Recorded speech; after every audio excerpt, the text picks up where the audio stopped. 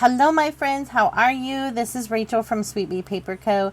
I am here with week 13 of my Summer Fun Ephemera Challenge. Every week we are doing a project to fill up a giant container with 16 4x6 little containers inside. I am so excited about this one. I knew as soon as I saw her video I wanted to make these. So if you're wondering who I'm talking about, I will have her link down below. Her channel name is Melina Pylant. Hope I'm saying her name right. It's me, Crafty Scrapper. So these are, like I said, called butterfly charms made from scraps. That's what her video name is. I will have that linked down below. And they're super cute.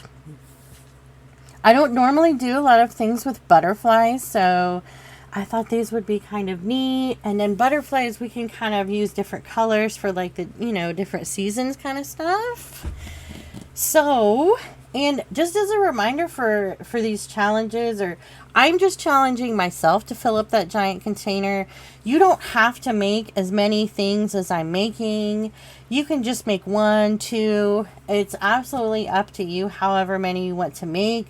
However, if you are looking for that container, make sure you get it on a good sale. Check for sales at Michael's, because that's where I believe I got mine, and I only paid like $12 or $13. So watch out for sales. I've seen them at Walmart. I know Joann Fabrics has plastic storage, things like that too. You can check there too.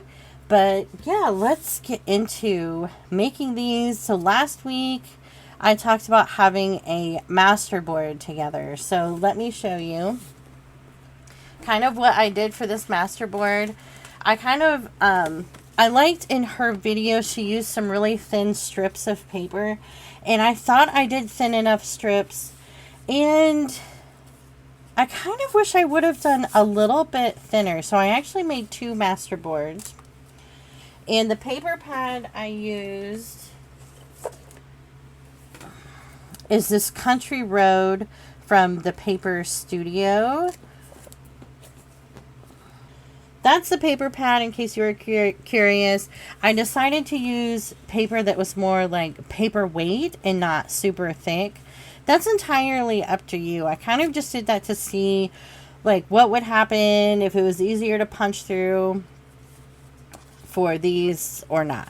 So anyway, I made the masterboard, and I did some script stamping on it, and I also did some distress sprays, and that's it. If you don't have 12 by 12 plain paper, don't worry, just use some 12 by 12 paper that you have that you're not a huge fan of.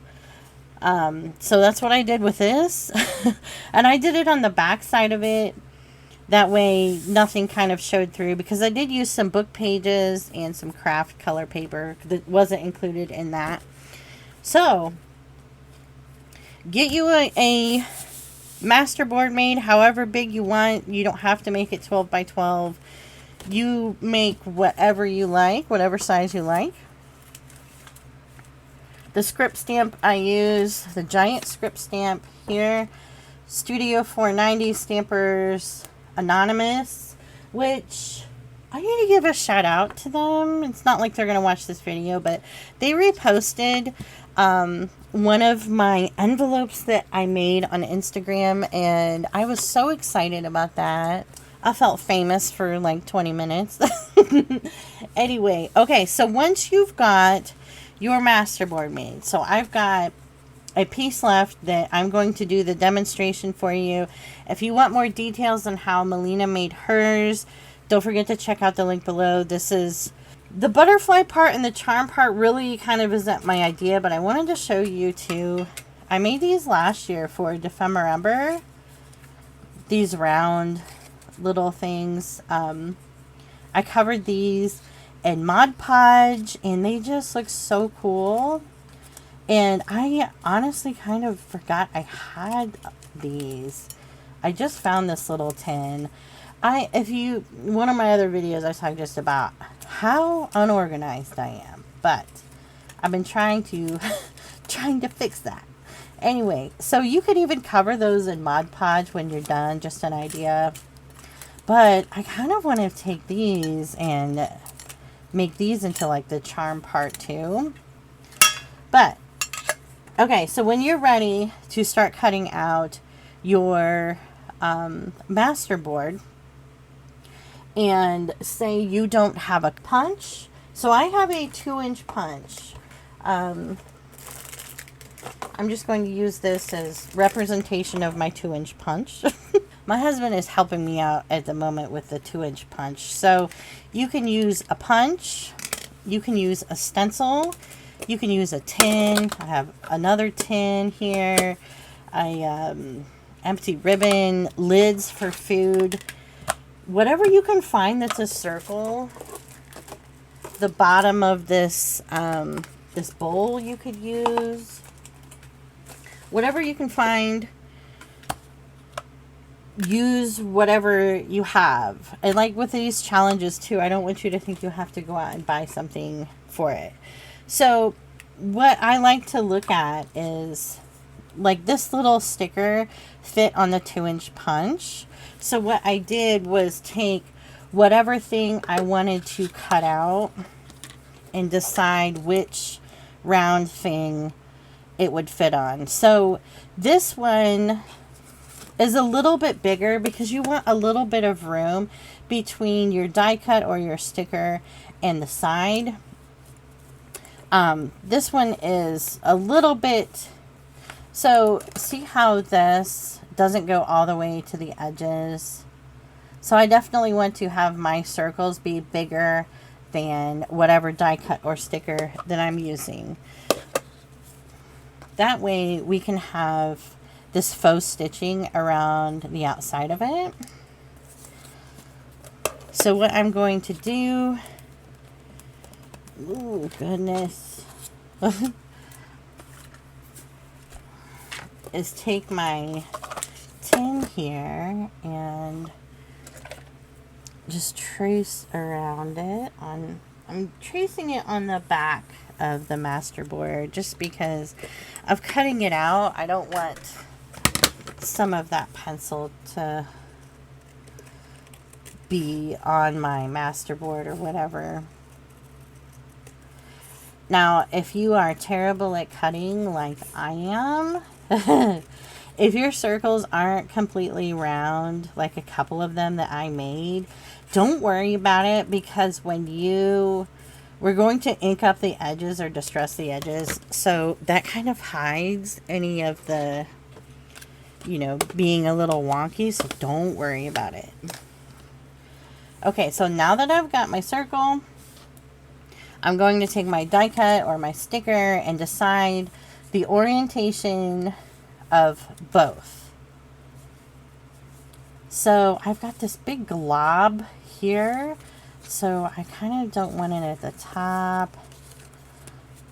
I think on the side is okay. So I think that's where I want to put it. So let's talk about what you can use as I get ready to glue this down. I found these butterfly die cuts at the Dollar Tree.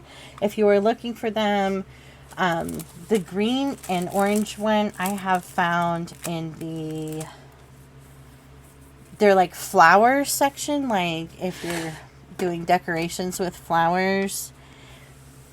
Today's September 10th, 2022. And I've not seen these at my Dollar Tree before, so I grabbed those. I bought a box of the butterfly die cuts from last year. Something else you can use from the Dollar Tree are any of their stickers. So some of these sticker sets that I found there have butterflies in them. You could even do this cute bird and this one too. There's a butterfly there. You could probably pull that off of that backing. Here's another butterfly. So you could check those.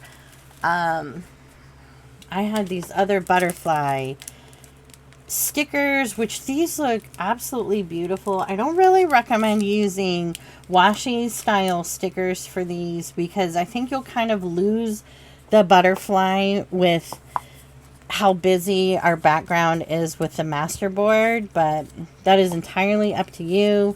I found butterfly stickers in my collection. I had some butterfly die cuts. I think I remember where I got these from. I will do a link down below if I can find it. And I think Melina had a link for the butterflies that she used on hers. And I believe they're all kind of sized to fit on, I think, around a 2-inch or a little bit more circle. And whatever, she used something to trace around for hers. Okay, before I glue it, actually, let's go ahead and ink up the edges. I am using Vintage Photo. Whatever you prefer to use that. I'm also thinking about doing a masterboard with more fall colors for like these the orangey butterflies, because since I did like some really pinks and blues, they just kind of clash. You don't have to make these that big. I wanted to show a big one during like my demonstration so that it's easier for you to see. But next, I actually think I'm going to cut this little white part. Okay, now we'll glue it on. So make sure you have your die cut wherever you want it. Glue doesn't matter. Remember, there's no glue police here.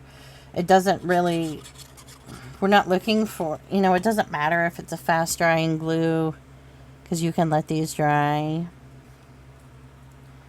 Okay, and then I kind of actually want to push it up a little bit. Just a little bit. I really kind of liked adding a little sentiment at the bottom, so I think I'm definitely going to do that with this bigger one. Okay, so now that we've got this glued down, I am going to take a marker. Color of marker is entirely up to you. This is a black one. We're going to do this faux stitching around it. You can use a ballpoint pen, a fine liner, a Sharpie, whatever you like to use, whatever you have. And we're actually going to go around this twice, and we're kind of going to do little squiggly lines. I thought the way that Melina had done this was really cute and gives this a really cute frame on these. So if you can kind of see, I'll try to remember to zoom in. I'm just kind of going back and forth just a little bit close to the edge, maybe about a 1/4 inch from the edge. Okay, so there's my first pass around, and then I want to go around it again. So you can start wherever, and I'm just going to kind of make my lines just a little bit more squiggly.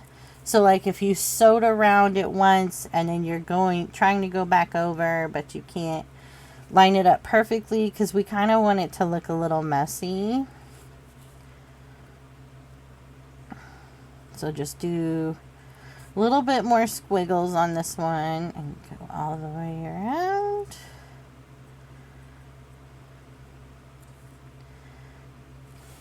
There it is. Super easy. So next, I'm going to use a gourd pin or a bulb pin for the top, and I do want to put in an eyelet. So I'm going to use the crocodile to punch that. With this, with the smaller ones, I used a really tiny, like a pin punch. I found this on Amazon. I honestly thought I was just kind of buying it for one project and that's all I would use it for. And I have used that so many times.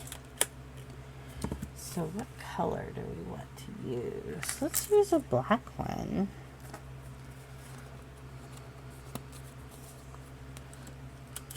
So I'm just going to put in this eyelet with my crocodile. I've had the worst luck with this crocodile breaking. But just so you're aware too, if you ever break one of these little things that you can turn to help set, you can buy replacements online. Okay, now that we've got the crocodile on, I'm going to take one of my gourd pins, and I like to put it in through the back, and I'll probably end up having to take it off to like put it on a journal page or wherever. The big ones, I'm not sure how they're going to do with those, but anyway, so what I'm going to grab next is my little tiny baggie of lace scraps. So I kind of do want to use a piece of purple, and this is up to you if you want to add some little embellishments to them. So like this one, I added some lace, some eyelet ribbon, and a sequin. I have a piece of this black. This is kind of like a see-through-y rib. I would call this ribbon, I guess. So I'm just going to put both of these on with the gourd pin. If you have beads, you could do beads with them too. That's kind of cute, just like that. We'll keep that one simple, and let's add a sentiment to it. Since we're doing a little bit of a bigger one, we have a little bit more room on there. So I've got the Tim Holtz Small Talk. Whenever you use these, I used to never put more glue on the back, and I had the worst time, and I never thought about putting extra glue on it, and oh my gosh, these really need it. They are just not that sticky, mostly when going through the mail. So I'm just going to add this at the bottom and try to get it a little straighter, or make it more crooked. Try to move it up. I've seen some people use these and not have a problem with them, but every pack I've gotten, I've always needed to add extra glue, and they always stay down then. But that is it. Isn't that easy? So since I've kind of got interesting paper on the back, I'd probably just attach the whole thing to a page. The smaller ones I would probably hang off of stuff, like on the side of a journal. Wouldn't that be gorgeous?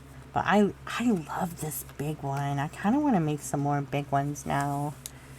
That's so pretty. So let me show you the rest of them.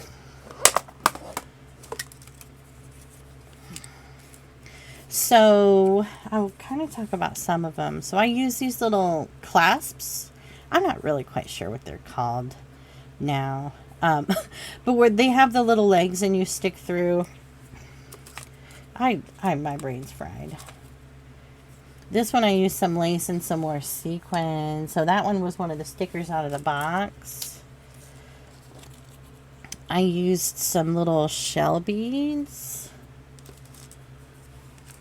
But not all of them I added extra decoration to.